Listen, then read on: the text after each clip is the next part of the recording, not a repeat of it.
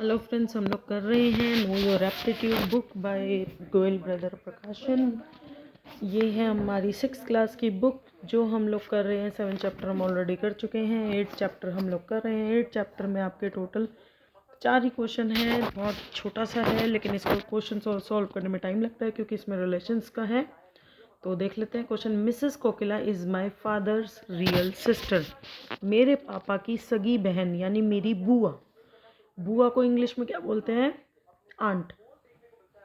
Mrs Kokila is the aunt of Swati. Swati is my real sister. Swati उसकी real sister है तो वो भी उसकी ऑब्वियसली आंटी होंगी, उसकी भी बुआ होंगी।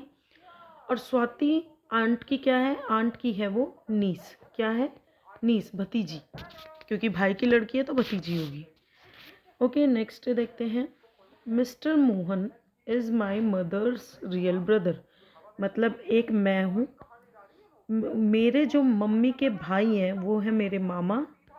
मामा हो गए वो, अंकल बोलेंगे। मिस वो कौन है? मिस्टर मोहन। हमारे मामा मतलब मेरे मामा कौन है? मोहन। दिशा इज़ माई रियल सिस्टर। दिशा मेरी रियल बहन है। और कपिल मेरा भाई है। ठीक है, तो मिस्टर मोहन मेरे कौन से हैं? मामा। मामा को हम लोग बोलते हैं इंग्लिश में अंकल।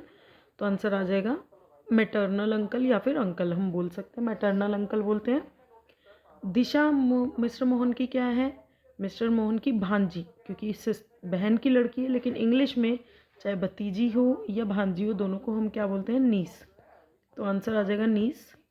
और कपिल उनका क्या है? नेफ्यू, मतलब भतीजा या भांजा, दोनों को हम लड़का है तो नेफ्यू बोलते हैं। ओके, क्वेश्चन नंबर 3 देखते हैं। 3 और 4 दो ही क्वेश्चन है इसमें। 3 देखते हैं। I am father of Digvijay. मैं दिग्विजय का पापा हूँ, तो यहाँ आ जाएगा मी। मी के नीचे है दिग्विजय क्योंकि मी का सन है, मेरा सन है। And Sonali. I am the father of Digvijay and Sonali. तो यानी सोनाली और दिग्विजय आपस में क्या हो गए? भाई बहन। Mister Harish is my father. और मेरे फादर का नाम है हरीश। ठीक है, ओके। तो क्वेश्चन में पूछा गया है कि दिग्विजय इज क्या है? दिग्विजय हरीश के क्या है?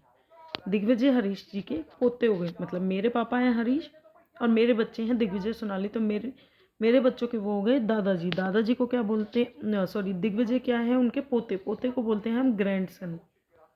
क्या बोलते हैं? ग्रैंडसन। तो दिग्विजय ग्रैंडसन। मिस्टर हरीश दिग्विजय के दादाजी हैं तो उनका आ जाएगा ग्रैंडफादर। क्या है? ग्रैंडफादर। और सोनाली क्या है? उनकी पोती, तो हम लिख देंगे ग्रैंड डॉटर। क्या है? Grand daughter. तो आपको रिश्तों के नाम इंग्लिश में पता होने चाहिए, तभी कोई कन्फ्यूजन नहीं होगा। क्वेश्चन नंबर 4 देखते हैं, लास्ट क्वेश्चन है इस एक्सरसाइज का। संदीप सन है सुशीला जी के। सोमनाथ ब्रदर है सुशीला के, यानी संदीप के मामा हो गए। संदीप के मामा हो गए Somnath. Rahul and Kitty are the children of Sandeep. Sandeep Mrs Sushila के बेटे हैं। देखो हम लोग या नाम लिख लेते हैं। सुशीला के बेटे हैं संदीप। सोमनाथ जो है वो ब्रदर है, तो यानी संदीप के मामा हो गए। और संदीप के बच्चे हैं राहुल और किटी। ओके, सोमनाथ है हमारे यहाँ, वो किटी के क्या हो गए? उसके हम लोग एक तरीके से कह सकते हैं ग्रैंडफादर हो गए, दादाजी हो गए ना। चाहे वो मदर के उसमें फादर के हैं तो भाई, अब उसकी दादी के भाई हैं तो वो भी दादाजी ही हो गए। तो Somnath is a grand father of kitty. Rahul क्या है? सोमनाथ जी के ग्रैंड सन हो जाएंगे। किटी क्या है? सोमनाथ जी की ग्रैंड डॉटर हो जाएंगी। सुशीला और किटी और राहुल की क्या है? दादी। दादी मतलब ग्रैंड मदर हो जाएंगी। किटी मिसेस सुशीला की ग्रैंड डॉटर है और राहुल मिसेस सुशीला की ग्रैंड सन है।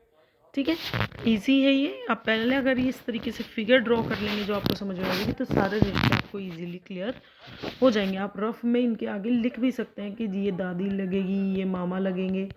इससे आपको और ज़्यादा क्लियर हो जाएगा, क्योंकि हम लोग इंडिया में रहते हैं तो हम लोग ऑब्वियसली हिंदी में अपने रिश्तों का नाम ज़्यादा अच्छे से लेते हैं।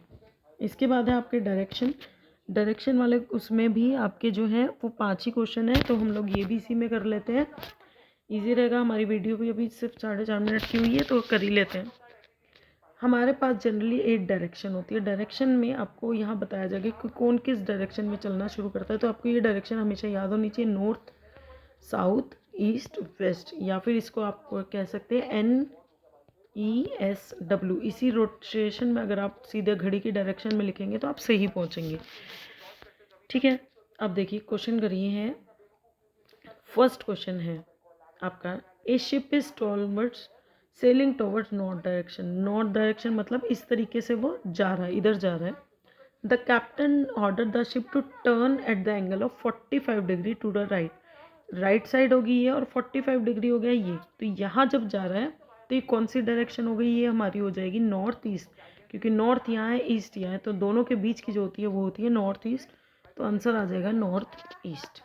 ओके, नेक्स्ट क्वेश्चन दोबारा से देखते हैं। An aeroplane is flying in south east.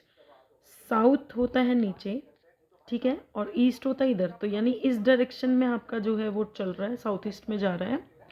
The pilot turn the plane by an angle of 90 degree to the left.